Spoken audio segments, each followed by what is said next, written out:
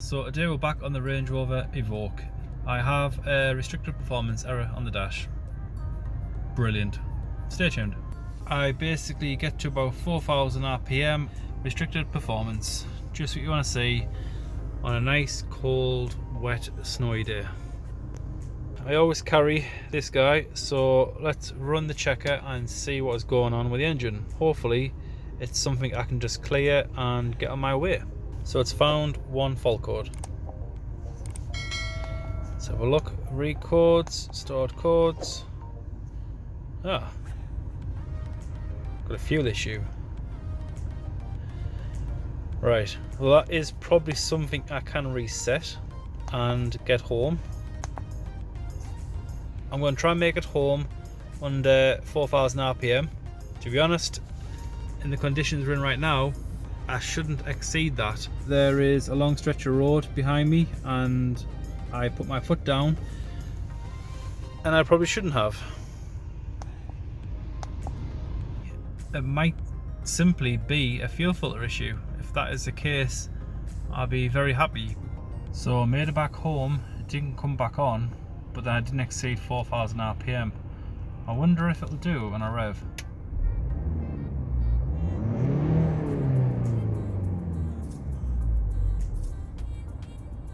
So it revs fine, it's only when you're driving. So it's been a few days, I've went out and picked up a fuel filter, so I guess this has turned into how to install a fuel filter. So I picked the car up when it was 5 years old and it had just had its 5-year service.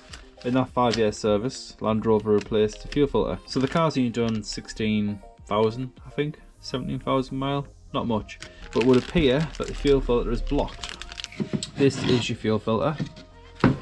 There is an arrow at the top, so this is the fuel coming out. Once you pop these lines off, you'll have to block them to stop the fuel from coming out and to possibly not contaminate the inside of the lines. So they provide you with some plugs. I've not had any alerts on the dash. The plug at the bottom is blanked off, so I guess there's no sensor. Sometimes I would expect it to have an error on the dash stating water has been detected in the fuel filter. It would probably be this plug here that would tell you that data, and obviously they've blanked it off, so this car must have come with an option. I've not installed one of these before, but they're all pretty much the same. Obviously it fixes to the car with these 3 bolts here, and it's just a case of unplugging the connections, plugging them back in, bolting it down, and that should be it. Inline fuel filters tend to not be a problem, but with this one being quite a deep filter and basically fuel needs to go in and back out, I am concerned that this might need priming. Back in the day, I would basically just submerge this into some fuel and leave it until it stopped bubbling and then pull it out and put it in. That would normally do the job. I picked this up a year or so ago. I've only used it a few times. I think this might work. What I'll do is I will get the filter in place, secure it all down, have all these 3 lines here connected, but with the arrow pointing out, I'm guessing the fuel comes out of here. So if I attach this onto there, connect the hose, unconnect this and pull back some vacuum, I could possibly pull the fuel through the filter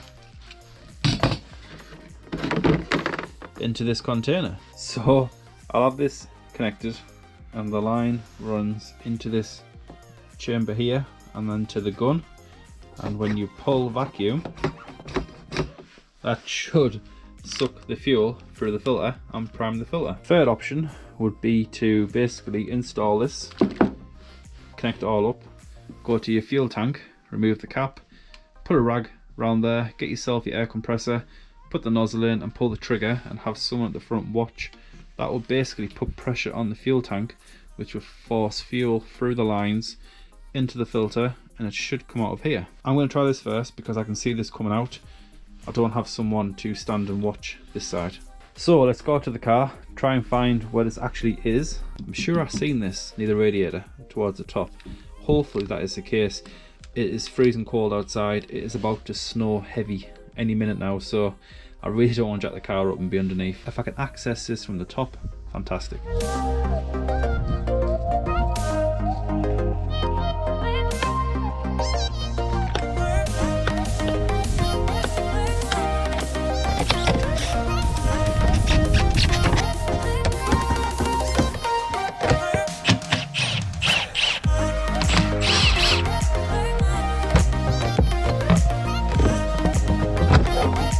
guess that looks to be the fuel filter.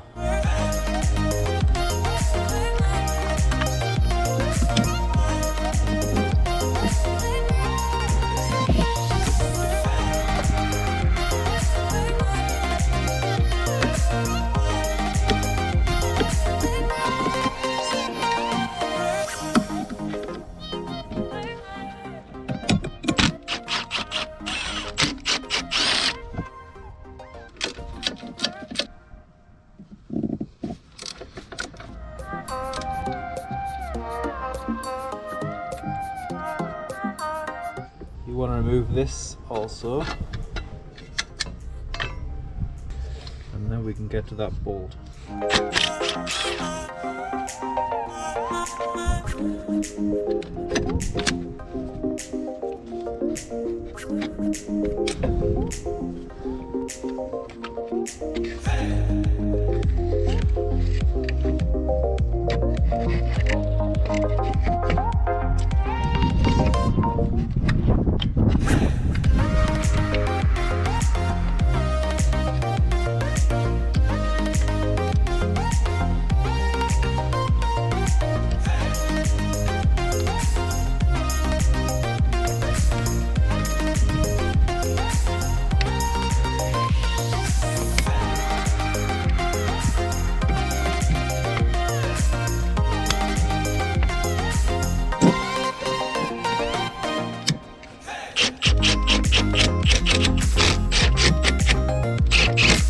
Moment of truth, will this actually work?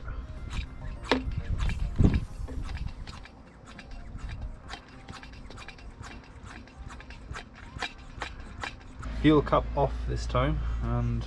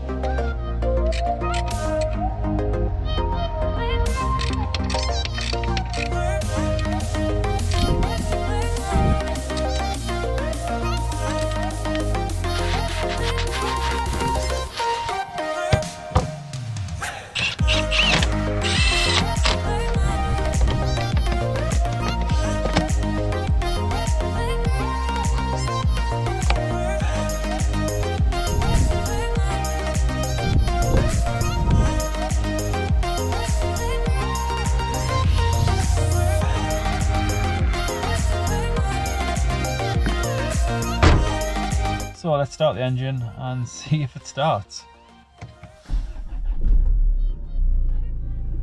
Straight away, good sign, and out.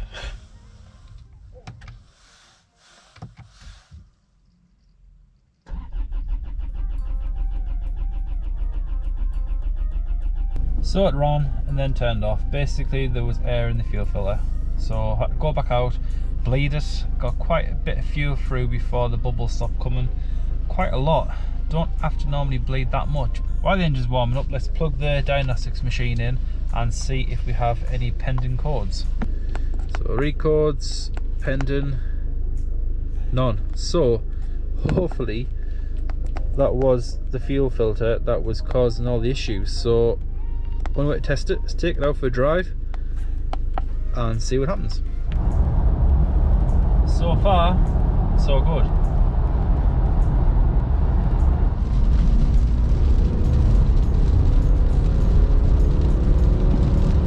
Stored codes, nothing. Pending, nothing. So all that trouble from fuel filter. Now I'm guessing the fuel filter was changed at 49,000 mile.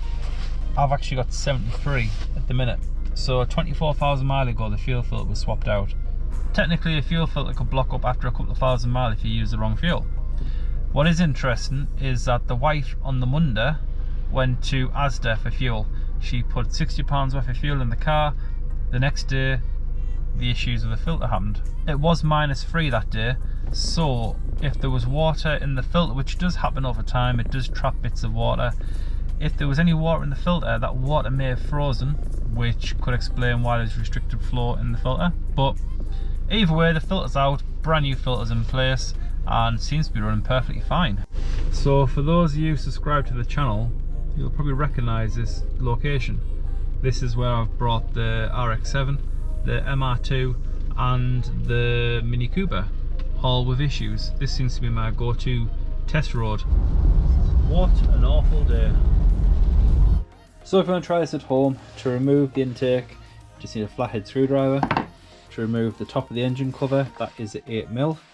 And then to remove the overdone kind of reinforcement plate, I guess it's to prevent this from being damaged in the event of an accident, that is 10mm. There's 4 of them, so you need 10mm for that. I did use a 10mm to get the bolt off at the back of the intake because I couldn't get the socket down there. And the last thing is basically an Allen key or something of this size, and that is to remove the 3 bolts from the filter. You just push this tab in and then pull out that connection. It's the same on this side, push them both in, pull them out.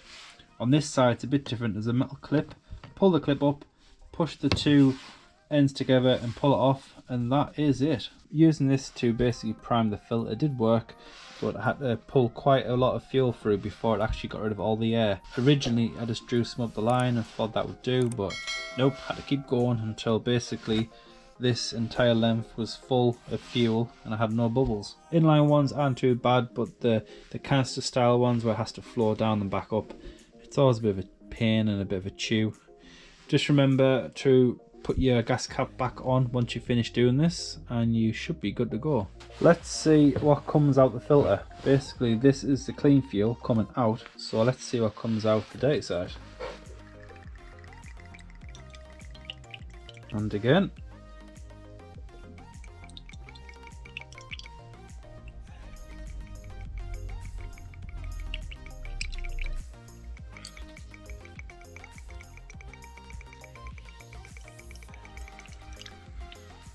Do with a bigger tray.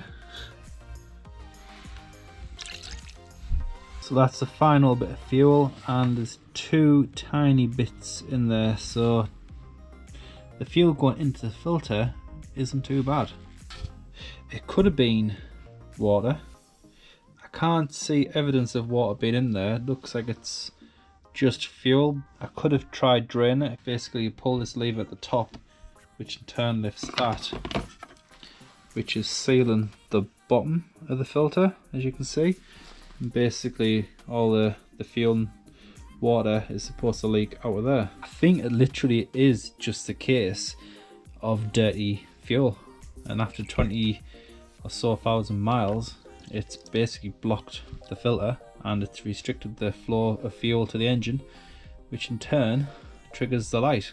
So I think we'll call this one here. I think I've made enough mess as it is. So thank you guys for watching. Hopefully it's helped you guys out. It's most certainly fixed my issue. Hopefully it'll do the same for you guys. But like always, please like, subscribe, comment down below, and I'll see you in the next one.